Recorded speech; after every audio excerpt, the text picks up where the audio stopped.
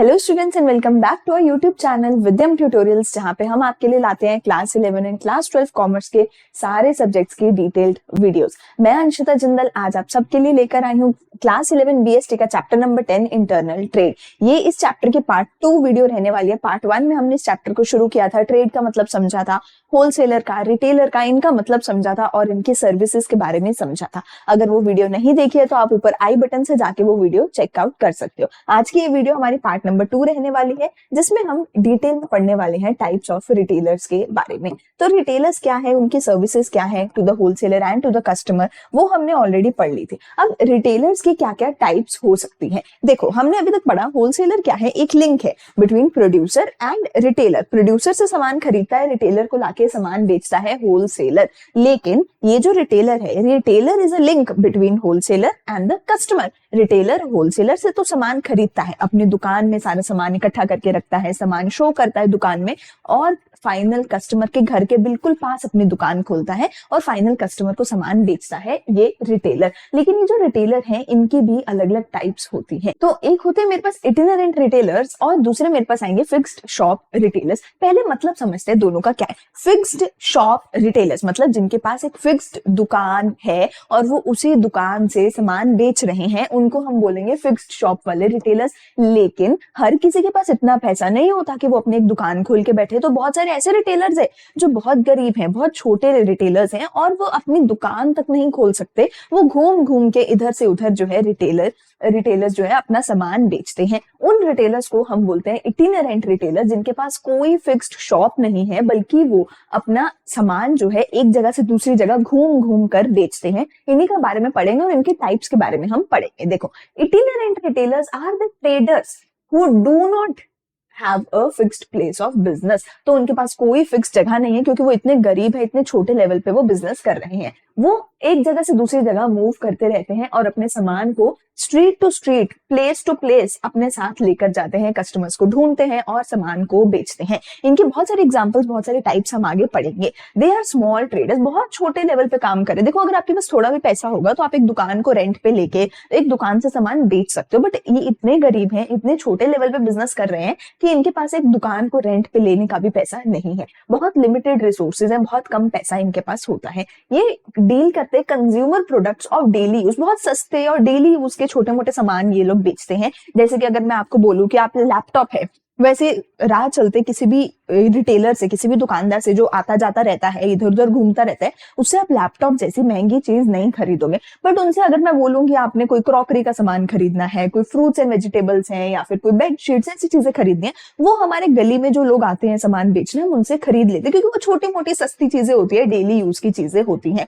तो हम अपनी टॉयलेटरीज, फ्रूट्स एंड वेजिटेबल्स, ऐसे सस्ते चीज सामान, इनसे छोटी मोटी चीजें हम खरीदते हैं। जैसे कि जो फ्रूट्स एंड वेजिटेबल्स वाले वेंडर्स होते हैं, वो आते हैं गली में, अपनी रेडी लेके सामान हमें बेचते हैं और चले जाते हैं। तो इटिनरेंट रिटेलर्स है, उनकी कोई दुकान नहीं है, वो आते जाते रहते हैं, घूमते रहते हैं।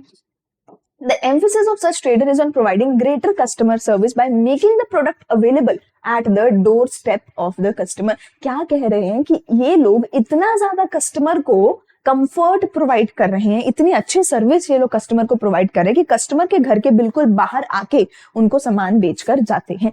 आपको अपने किराना स्टोर के लिए भी अपने घर से शायद थोड़ा सा दूर जाना पड़े, गली के बाहर किराना स्टोर तक जाना पड़ेगा, लेकिन सब्जी बेचने वाले आपकी गली में आते हैं और गली में आके आवाज लगाते हैं कि सब्जी ले लो, सब्जी ले लो, और बिल्कुल आपके घर के बाहर आके आपको सब्जी बेचकर जाते हैं। तो आपको कस्टमर को बिल्कुल उनके घर के बाहर सामान बेचकर जाते हैं, क्योंकि इनका कोई फिक्स जगह नहीं है बिजनेस करने का। तो ये जो अपना जितना भी थोड़ा बहुत इन्वेंट्री होता है, उसको अपने घर पे रख लेते हैं, या फिर कोई भी ऐसी जगह जहां पर भी ये लोग रह रहे हैं, वहीं पे अपना थोड़ा बहुत सामान रख लेते हैं। जैसे कि एक सब्जी बेचने वाले जो हमारे वेंडर्स होते हैं, उनके पास कोई दुकान नहीं है जहां पे वो सब्जियां स्टोर करके रखेंगे, वो सारी सब्जियां बेचते हैं, जो बच जाता है अपने घर ले जाते हैं, अपने घर पे ही स्टोर कर लेते हैं। कोई इनके पास दुकान, कोई वेयर हाउस नहीं होता सामान को स्टोर करने के लिए। अब इन्हीं इटिनरेंट रिटेलर्स की बहुत सारी टाइप्स होती हैं। इटिनरेंट मतलब ऐसे रिटेलर्स जिनके पास फिक्स्ड शॉप नहीं है, बल्कि जो इधर से उधर घूमते रहते हैं अपना सामान बेचने के लिए। इनके पहले आते हैं type peddlers and hawkers. Peddlers नाम से ही आप याद कर लो, पेडल यानी कि साइकिल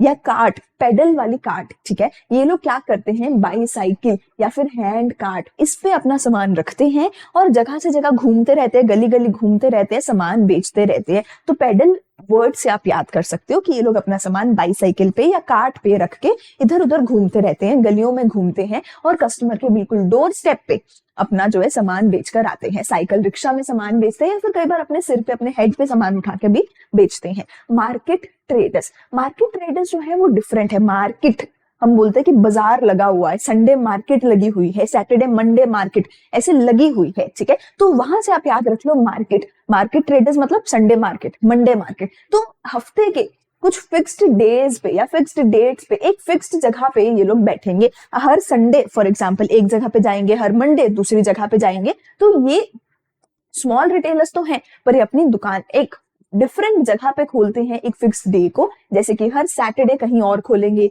या फिर हर संडे कहीं और खोलेंगे, हर मंडे मार्केट में ये कहीं और पहुंच जाएंगे। तो मार्केट से क्या याद रखना है, संडे मार्केट वाले जो ट्रेडर्स होते हैं।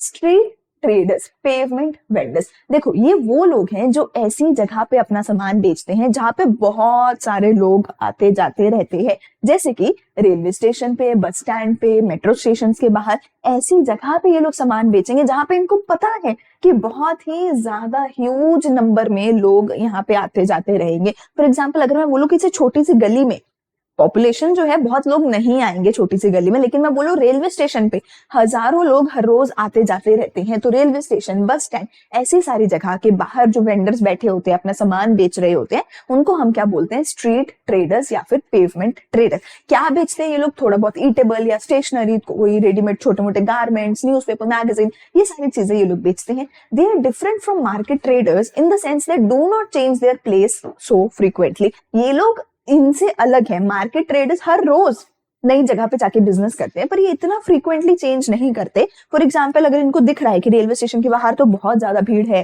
तो ये वहीं पर बैठे रहते हैं और वहीं पर अपना रोज सामान बेचते हैं। ये अपनी जगह ज्यादा फ्रीक्वेंटली चेंज नहीं करते। अगली चीज लास्ट मेरे पास इसमें आती है चीप जैक्स। देखो चीप जैक्स कौन है, they are independent, they are retailers who have independent shops of a temporary nature in a business locality. They keep on changing their business from one locality to another depending upon the potentiality of the area. ये लोग क्या करते हैं, किसी business locality में जहां पे इनको पता है कि अच्छा खासा बिजनेस हो सकता है, यहाँ पे मे भी अच्छे खासी पॉपुलेशन रहती है, शायद यहाँ पे मेरा काम चल जाए, ये किसी ऐसी लोकेलिटी में अपनी छोटी सी दुकान खोलते हैं।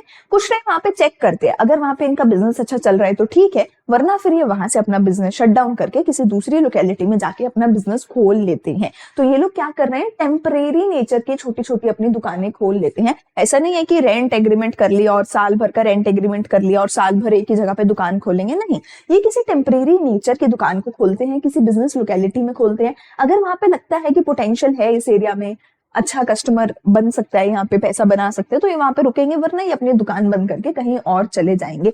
However, the change of place is not as frequent as in case of hawkers और market traders. But इतना ज्यादा frequent नहीं है कि एक दिन में आज यहाँ पे है कल वहां पे, ऐसा नहीं है। एक दो महीने ये कहीं पे ट्राई करेंगे, हुआ तो ठीक है, वरना ये आगे बढ़ जाते हैं। They deal in consumer items, again ये भी छोटी मोटी चीजों में डील करते हैं, जैसे कि वॉच की रिपेयर, शूज की बकेट्स, ऐसा शूज बकेट्स, इन सभी चीजों में ये लोग जो है डील करते, छोटी मोटी चीजों में डील करते हैं।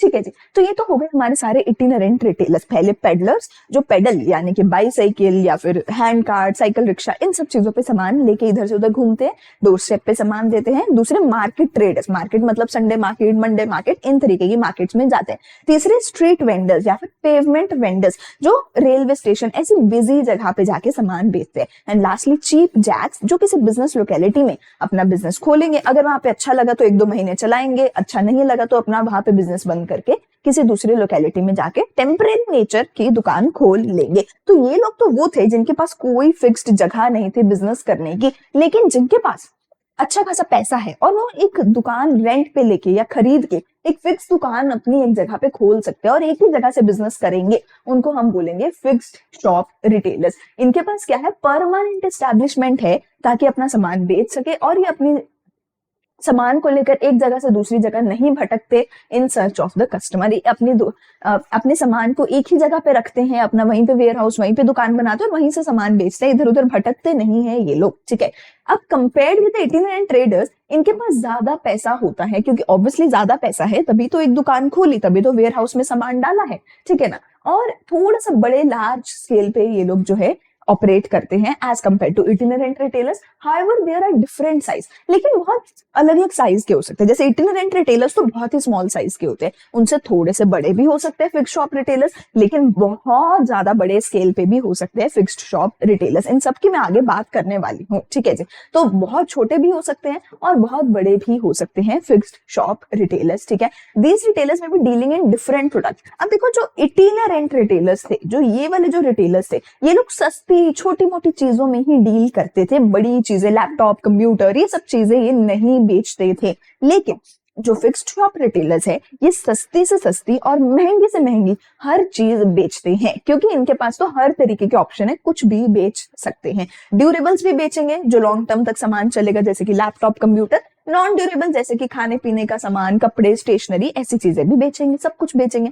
This category has greater credibility, मतलब कस्टमर ना इन पे ज्यादा ट्रस्ट करेगा। लेकिन क्यों? अब बहुत सिंपल सी बात है, एक कोई छोटा मोटा बिजनेसमैन है, कोई छोटा मोटा वेंडर है जो गली गली घूमता रहता है, सामान बेचता रहता है, आपको नहीं पता ना कि आज आपने सामान लिया, कल को सामान खराब निकला, वो आप उसको कहाँ पकड़ने जाओगे, उसकी तो कोई फिक्स जगह ही नहीं है। पर फिक्स शॉप रिटेलर से अगर आप सामान खरीदोगे, आपको पता है कि इसकी यहीं पे है दुकान, ये कहीं भाग नहीं रहा, मैं एक दो दिन सामान यूज करके देखूंगा, अगर सामान खराब निकला तो मैं आके इसको वापस करके जा सकता हूँ, मुझे इसकी दुकान की इसकी लोकेशन पता है। तो इन पे ज्यादा ट्रस्ट होता है कस्टमर को। They are in a position to provide greater service, ये कस्टमर को आफ्टर सेल सर्विस दे सकते हैं, कस्टमर को होम डिलीवरी दे सकते हैं, कस्टमर को गारंटी, रिपेयर, उधार की फैसिलिटी या फिर स्पेयर पार्ट्स की फैसिलिटी, ये सारी फैसिलिटीज फिक्स्ड शॉप रिटेलर दे सकते हैं, क्योंकि इनकी एक फिक्स दुकान है, फिक्स कस्टमर बन जाता है, फिक्स लोकेलिटी के लोग इनको जानने लग जाते हैं, तो ये ज्यादा ट्रस्टवर्दी होते हैं और ज्यादा सर्विसेज ये कस्टमर्स को दे पाते हैं। तो फिक्स शॉप रिटेलर्स अब बहुत छोटे भी हो सकते हैं, स्मॉल शॉपकीपर्स हो सकते हैं, जैसे कि जनरल स्टोर हो सकते हैं। जनरल स्टोर क्या होता है?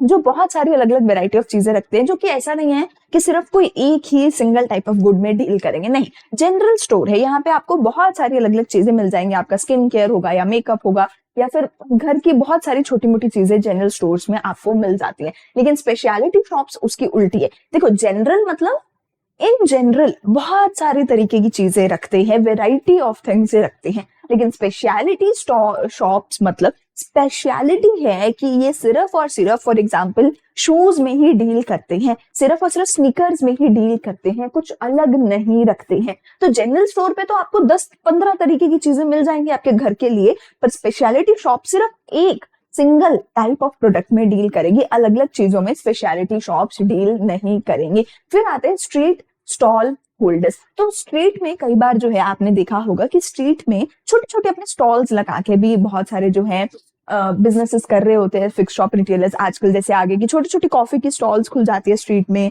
ठीक है, और वहीं पे वो कॉफी वाला हमेशा खड़े रहते हैं। तो स्ट्रीट स्टॉल होल्डर्स, इनके पास बहुत कम पैसा होता है, इतना पैसा नहीं होता है कि ये कोई दुकान को रेंट पे ले ले, अपनी छोटी सी स्टॉल खोल लेते हैं और वहीं पे स्ट्रीट में खड़े रहते हैं और वहीं पर जो है सामान बेचते हैं। फॉर एग्जाम्पल आप देख सकते हो कि कोई लेट्स से फॉर एग्जाम्पल जैसे मोमोज है, ठीक है, तो मोमोज की एक छोटी सी स्टॉल कोई बंदा खोलेगा, खड़ा रहेगा, वो सेम जगह पे हमेशा होगा, आपको हमेशा वहीं पर सेम जगह पे वो मिलेगा सुबह से शाम तक। एंड लास्ट में बस आते हैं सेकंड हैंड गुड शॉप्स। तो बहुत सारी ऐसी दुकानें होती है जहाँ पे आपको सेकंड हैंड चीजें मिल जाती है बहुत सस्ते रेट पे। जैसे कि बहुत सारी फोन की दुकानें होती है जहाँ पे आपको सेकंड हैंड फोन मिल जाते हैं, सेकंड हैंड लैपटॉप्स, कंप्यूटर्स मिल जाते हैं, बहुत सस्ते रेट पे मिल जाते हैं। तो यहाँ पे सेकंड हैंड गुड्स आप खरीद सकते हो। जनरल स्टोर्स, स्पेशलिटी स्टोर्स या फिर स्ट्रीट स्टॉल होल्डर्स, इन सभी को आप स्मॉल शॉपकीपर्स में काउंट करोगे, क्योंकि बहुत छोटे लेवल पे काम कर रहे हैं, बड़े लेवल पे ये लोग काम नहीं कर रहे हैं। तो अगर आपको क्वेश्चन आ जाए कि स्मॉल शॉपकीपर्स कौन कौन से हमें रिटेलर्स देखने को मिलेंगे, तो आप जनरल स्टोर्स लिखोगे, स्पेशलिटी स्टोर्स लिखोगे, स्ट्रीट स्टॉल होल्डर्स लिखोगे and small second hand goods shops आप लिख कर आओगे।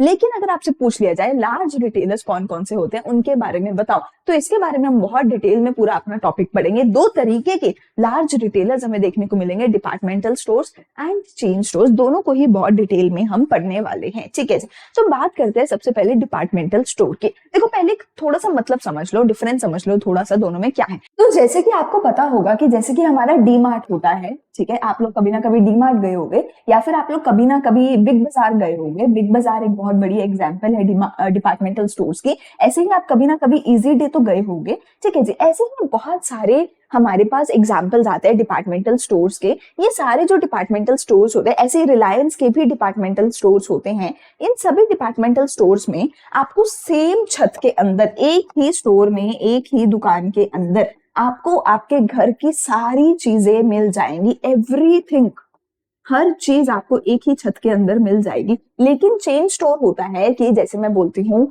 एक नाइकी का स्टोर है, वहां पे आपको सिर्फ नाइकी के जूते मिलेंगे और कुछ नहीं मिलेगा। सिमिलरली मैं बोलती हूँ कि अगर एक फॉर एग्जांपल जारा का शोरूम है तो वहां पे आपको सिर्फ जारा ब्रांड के कपड़े मिलेंगे और कुछ नहीं मिलेगा। सिमिलरली मैं बोलती हूँ कि अगर आप बाटा के शोरूम में जाओगे तो वहां पे आपको सिर्फ बाटा के ही जूते मिलेंगे और कुछ आपको वहां पर नहीं मिलेगा। तो चेन स्टोर्स का मतलब होता है कि एक ही ब्रांड है लेकिन वो अपनी बहुत सारी अलग अलग ब्रांचेस, अलग अलग जो है शॉप्स खोल के बैठा है। सिमिलरली आप खाने का कोई भी स्टोर देख लो, जैसे कि आप मैकडी देख सकते हो, आप डोमिनोज पे जाते होगे, ठीक है। सिमिलरली आप केएफसी पे जाते हैं। हम ये सारे, अगर खाने की ब्रांड्स की अगर मैं बात करूं, ये सारे चेन स्टोर्स होते हैं।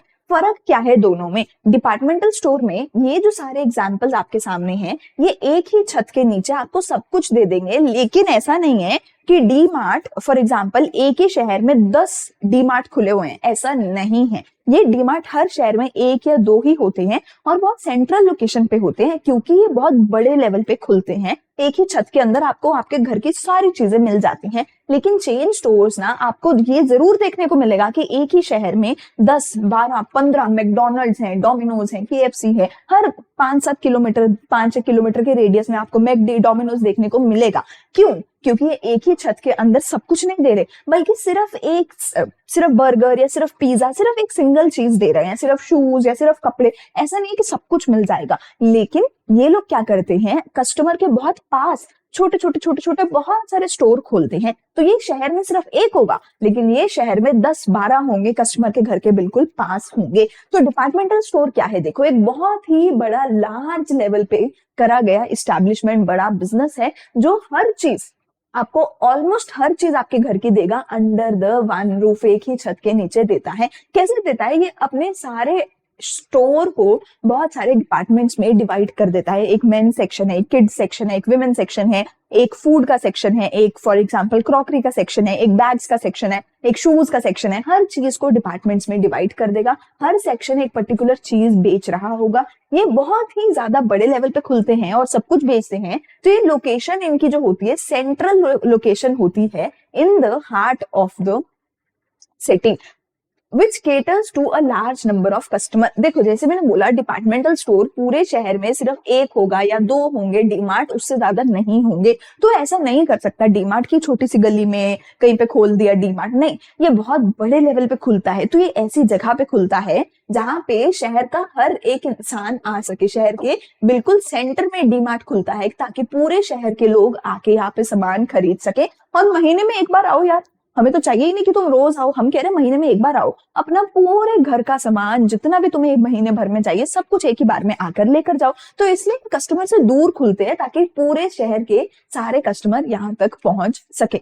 There is a managing director, एक एमडी होता है, असिस्टेड बाय जनरल मैनेजर, और उसके बाद हर डिपार्टमेंट का अपना अलग से मैनेजर भी होता है। तो एक ही डिपार्टमेंटल स्टोर में सबसे टॉप पे होगा मैनेजिंग डायरेक्टर, उसके नीचे होगा जनरल मैनेजर और उसके नीचे हर डिपार्टमेंट का अलग से मैनेजर होता है। ये retailer as well as warehousing दोनों का फंक्शन परफॉर्म करता है, क्योंकि इतने बड़े लेवल पे बिजनेस कर रहे हैं, इनके रोज की हजारों लाखों यूनिट्स जो है सेल होते हैं। तो ये ऐसा नहीं करते कि थोड़े यूनिट्स इकट्ठे कर खरीद कर लेकर आए होलसेलर से। जैसे हमने पढ़ा था, जो रिटेलर है वो बल्क में नहीं सामान खरीदता, वो छोटी क्वांटिटीज में सामान खरीदता है। पर ये तो बेच ही बल्क में रहे हैं, इतने बड़े लेवल पे बेच रहे हैं, तो होलसेलर से नहीं खरीदते, सीधा प्रोड्यूसर से खरीदते हैं और बहुत लार्ज क्वांटिटी में खरीदते हैं और सारा सामान अपने पास अपने वेयर हाउस में स्टोर करके रखते हैं।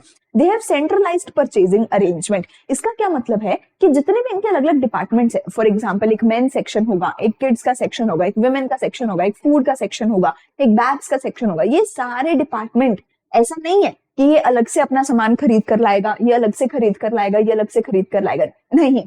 इन सभी डिपार्टमेंट्स के अलावा एक और डिपार्टमेंट इनमें होता है जिसका नाम होता है परचेज डिपार्टमेंट। ये सारे डिपार्टमेंट्स परचेज डिपार्टमेंट को अपने ऑर्डर बता देते हैं हर बार कि हमारा इतना सामान खत्म हो गया, इतना हमें चाहिए, और ये परचेज डिपार्टमेंट सारे प्रोड्यूसर्स के साथ लिंक रखता है और सारे प्रोड्यूसर्स को बताता रहता है कि हमें इतना इतना सामान चाहिए इस डिपार्टमेंट के लिए। तो सेंट्रलाइज परचेजिंग अरेंजमेंट है कि हर डिपार्टमेंट अपना सामान अलग से नहीं खरीदेगा, बल्कि एक परचेज डिपार्टमेंट होगा जो इन सबके लिए सामान खरीद के इन तक पहुंचा देगा। एडवांटेजेस क्या हैं? बहुत सारे लार्ज नंबर ऑफ कस्टमर आते हैं, जैसे मैंने बोला शहर के बिल्कुल बीचों बीच है, तो पूरे शहर के कस्टमर ये अट्रैक्ट करता है, पूरा शहर इनसे सामान खरीदने आता है। कन्वीनियंस है, आपको जूते खरीदने के लिए, कपड़े खरीदने के लिए, बैग्स के लिए, बच्चों के लिए, हर किसी के लिए अलग अलग दुकानों में जाने की कोई जरूरत नहीं है। एक ही छत के नीचे आओ, एक ही दुकान में आओ, एक बार अपनी गाड़ी पार्क करो और एक ही बारी में पूरी ट्रॉली भर के सब कुछ अपना लेकर के जाओ।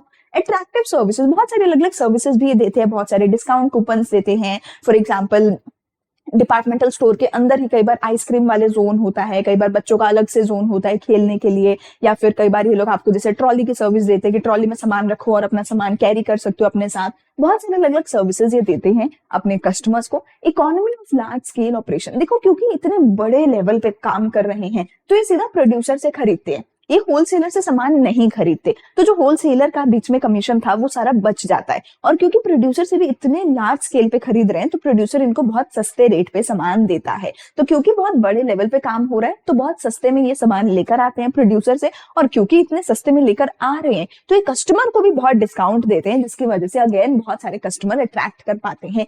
प्रमोशन ऑफ सेल्स, देखो फॉर एग्जाम्पल अगर मैकडोनल्ड्स को अपनी एड करनी है तो मैकडोनल्ड्स सिर्फ अपने बर्गर की एड कर रहा है, ठीक है, लेकिन अगर ये फॉर एग्जाम्पल डी मार्ट अपनी एड करेगा तो डी मार्ट ऐसा नहीं है कि सिर्फ अपने कपड़ों की एड कर रहा है। अगर डी मार्ट की एड आई है तो कपड़ों की भी एड होगी, जूतों की भी एड होगी, खाने की भी। अगर एक बार इंसान डी मार्ट के अंदर आ गया तो उसके हर डिपार्टमेंट की एड हो रही है, उसका हर डिपार्टमेंट कस्टमर घूमकर जाएगा। तो सिर्फ डी मार्ट की एड करने से उसके हर डिपार्टमेंट की ऑटोमेटिकली एड हो रही है, उसकी सेल्स ऑटोमेटिकली हर एक डिपार्टमेंट की इंक्रीज हो रही है। या फिर अगर मैंने सिर्फ कपड़े के डिपार्टमेंट पे सेल लगाई है तो बंदा कपड़े के डिपार्टमेंट में आएगा, लेकिन वो तो डीमार्ट के अंदर आ गया तो बाकी डिपार्टमेंट्स की भी ऑटोमेटिकली सेल बढ़ जाती है, क्योंकि हर डिपार्टमेंट एक ही छत के नीचे है। पर डिसएडवांटेजेस भी हैं, क्या है? Lack of personal attention. देखो आप मैकडोनल्ड, डोमिनोज, नाइकी इन स्टोर्स में जाओगे तो वहां पे वो लोग खड़े होंगे आपको पूछने के लिए कि yes ma'am, what do you want, what do you need, can I help you, can I tell you what to do, है ना। लेकिन डी मार्ट में ऐसा नहीं है, वहां पे कोई आपको देखने वाला नहीं है, आपकी मर्जी है, चाहे 1 घंटा वहां पे घूमते रहो, कोई आपसे नहीं पूछेगा अनटिल आप खुद जाके बोलो कि भैया मुझे ये नहीं मिल रहा, आप बता दीजिए। तो यहाँ पे पर्सनल अटेंशन नहीं मिलती। हाई ऑपरेटिंग कॉस्ट है क्योंकि बहुत बड़े लेवल पे काम कर रहे हैं और बिल्कुल सेंटर में ये लोग अपना डिपार्टमेंटल स्टोर खोलते हैं, शहर के बिल्कुल सेंटर में, तो रेंट बहुत ज्यादा होता है, सैलरीज बहुत ज्यादा होती है एम्प्लॉइज की, तो हर इनके ओवरऑल ऑपरेटिंग कॉस्ट बहुत ज्यादा होती है क्योंकि बहुत ही बड़े स्केल पे बिजनेस खोलते हैं। High possibility of loss.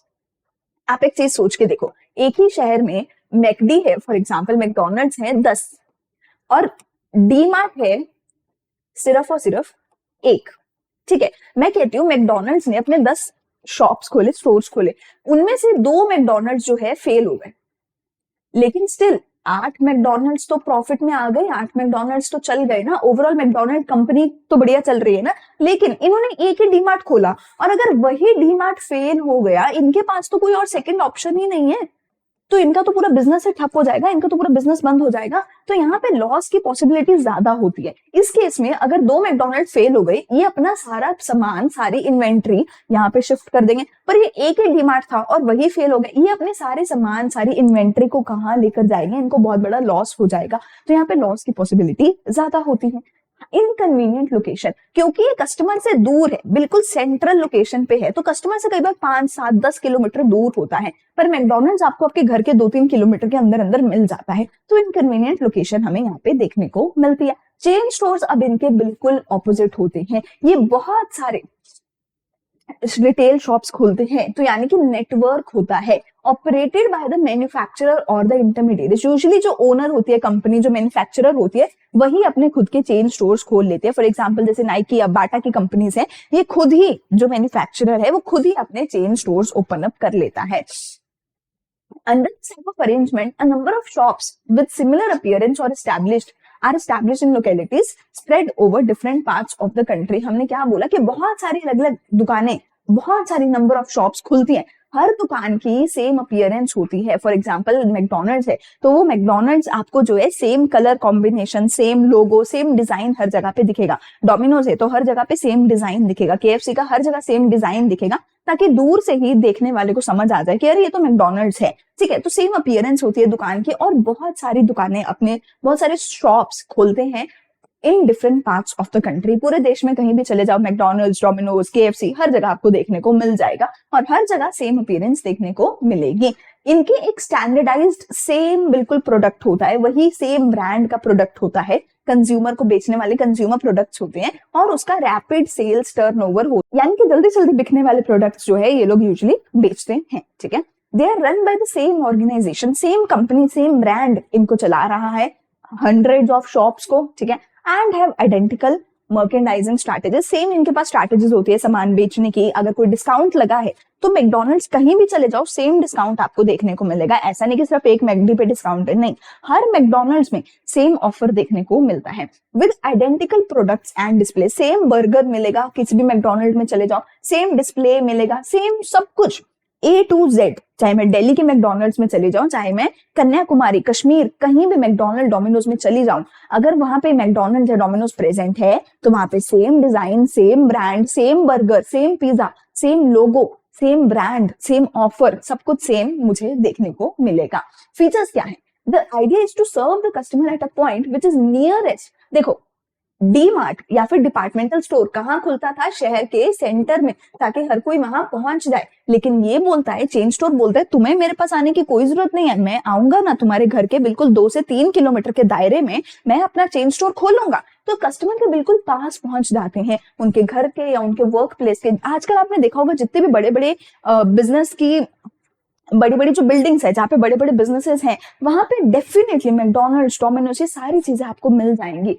rather than attracting them to a central place, वो कस्टमर को सेंट्रल प्लेस पे नहीं बुला रहे, बल्कि वो खुद जहां भी कस्टमर का घर है उसके बिल्कुल पास वो लोग पहुंच जाते हैं। The manufacturing procurement of merchandise for all the retail units is centralized at the head office. Again, ऐसा नहीं है कि अगर 10 अलग अलग मैकडोनल्ड्स हैं तो वो सब लोग अपना सामान अलग खरीदेंगे, अलग से बनाएंगे, नहीं। इनके लिए सब कुछ सेंट्रली हेड ऑफिस प्लान करता है। इनको टाइम टू टाइम इन्वेंट्री भी हेड ऑफिस भेजता है। कई बार तो इनको इनके एम्प्लॉयज तक ट्रेन करके हेड ऑफिस इनके पास भेजता है। तो हेड ऑफिस इनके लिए सब कुछ संभाल लेता है, ताकि सेम चीज तुम सब कुछ जो है सेम एक्सपीरियंस कस्टमर को दे सको। तो हेड ऑफिस सब कुछ इनको देता है। Each retail shop is under the direct supervision of a branch manager. Her branch का एक ब्रांच मैनेजर होता है। The chain operation is most effective in handling high volume merchandise whose sales are relatively constant throughout the year. Usually ये लोग ऐसा सामान बेचते हैं जो यूजुअली पूरे साल भर में कांस्टेंट सेल इसकी होती है और हाई वॉल्यूम में सामान बिकता है। कस्टमर जो है रेगुलर सामान खरीदता है और हाई वॉल्यूम में सामान खरीदता है। जैसे कि बाटा एक बड़ी एग्जांपल है चेन स्टोर्स की, ठीक है जी। एडवांटेजेस क्या है? इकोनॉमीज ऑफ स्केल, क्योंकि हंड्रेड्स ऑफ शॉप्स तुम खोल रहे हो तो तुम्हें ऑब्वियसली सस्ता सामान पड़ेगा, तुम्हें बहुत ज्यादा सस्ता पड़ेगा। जितना बड़ा तुम ऑपरेशन करोगे, जितने बड़े स्केल पे तुम काम करोगे, उतना सस्ता पड़ेगा। मिडिल मैन एलिमिनेट कर देते हैं। जैसे मैंने बोला, कई बार मैन्युफैक्चरर, जैसे बाटा का, कई बार जो मैन्युफैक्चरर है वो खुद ही अपने चेन स्टोर्स खोल लेगा, तो वो होलसेलर, रिटेलर, इन सबको बीच में से एलिमिनेट कर देता है। नो बैड डेट्स, इनके कोई भी बैड डेट्स नहीं होते, क्योंकि उधार पे सामान नहीं बेचते, तो पैसा डूबने का चांस नहीं होता। ट्रांसफर ऑफ गुड्स, अगर एक मैकडोनल्ड नहीं चला, फेल हो गया, वो अपनी सारी इन्वेंट्री दूसरे में ट्रांसफर कर सकता है। या फिर एक के पास अगर इन्वेंट्री शॉर्ट है तो वो दूसरे को ऑर्डर कर सकता है कि भैया प्लीज मुझे जो है इतना इतना सामान भेज दो। और क्योंकि दोनों मैकडोनल्ड्स एक दूसरे से 5-6 किलोमीटर की दूरी पे होते हैं, तो बहुत जल्दी सामान इधर से उधर ट्रांसफर हो जाता है। डिफ्यूजन ऑफ रिस्क, जैसे मैंने बोला कि अगर एक फेल हो भी गया तो 10 और मैकडोनल्ड खुल जाएंगे, ठीक है ना। तो